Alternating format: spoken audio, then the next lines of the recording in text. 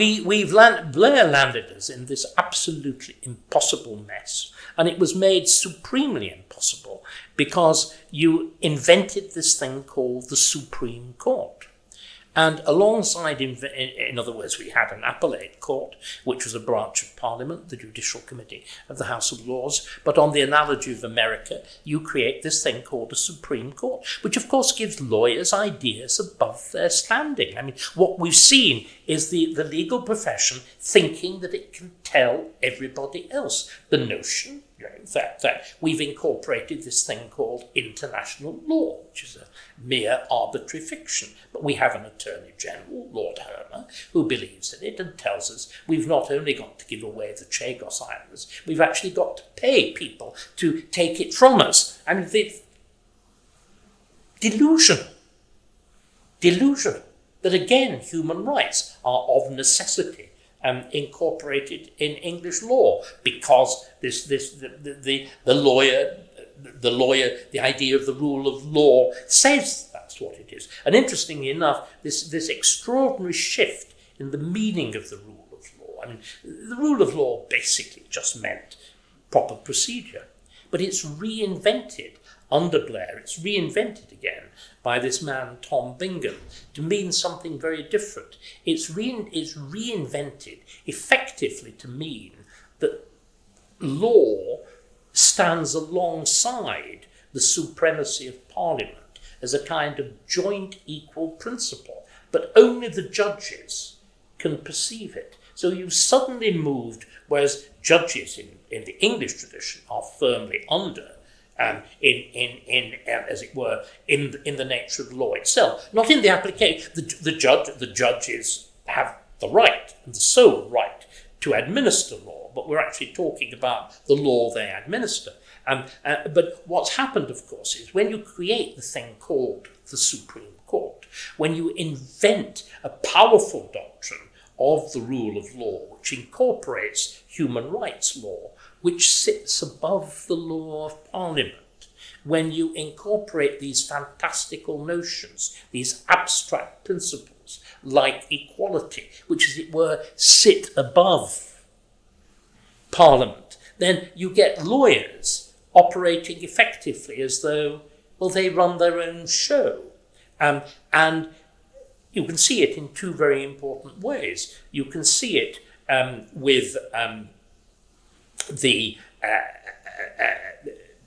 if we actually look at, there was, I don't think you were here at the time, but as part of the Brexit process, following the election of Boris Johnson as Prime Minister, there was a deadlock.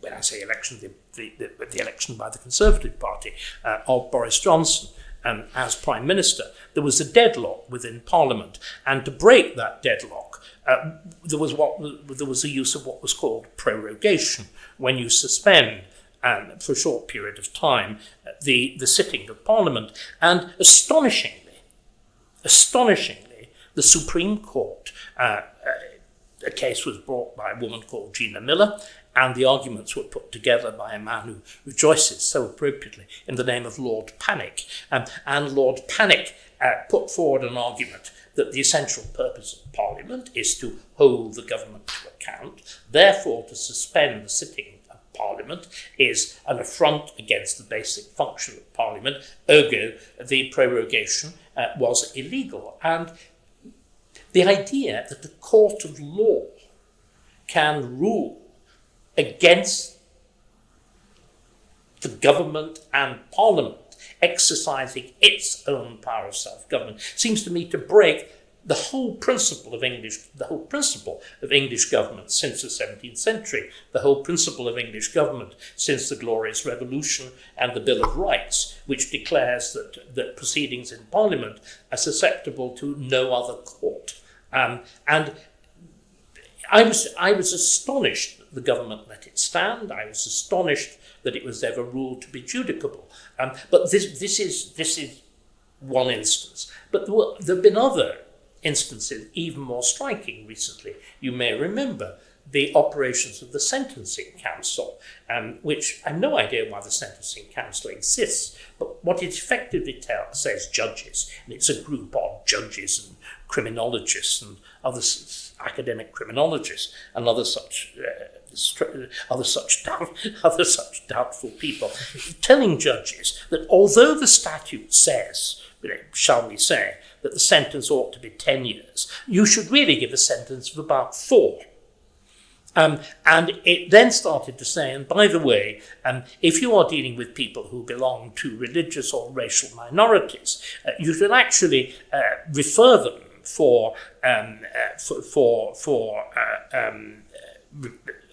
as it were, social reports on them, which are inevitably or invariably a next step to the reduction of the sentence. So you effectively say that anybody who is, you were talking about minorities,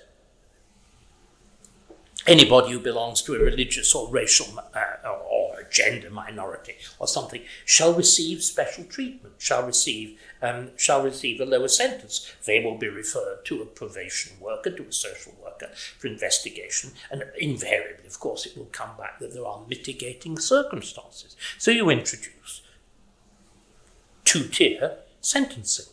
Now, what happens? Robert Jenrick, the Conservative Justice spokesman and Shadow Lord Chancellor, gets up and denounces this. The woman sitting opposite him in Parliament, Mahood, the herself clearly Muslim, nevertheless gets up and says this is completely wrong. That it is wholly wrong. That there should be this 2-tier sentencing, which seems to put one's, as it were, identity politics, gender, race, religion, above an equality before the law. She says this is absolutely wrong. What is the reaction of Lord Justice Davis, who is the chairman of the committee? No. What is the reaction of the Lady Chief Justice? It's intolerable that a politician says this. This is the law that has systematically got above itself. So as we've seen, the structure that Blair created with the quangos and whatever means experts get above themselves.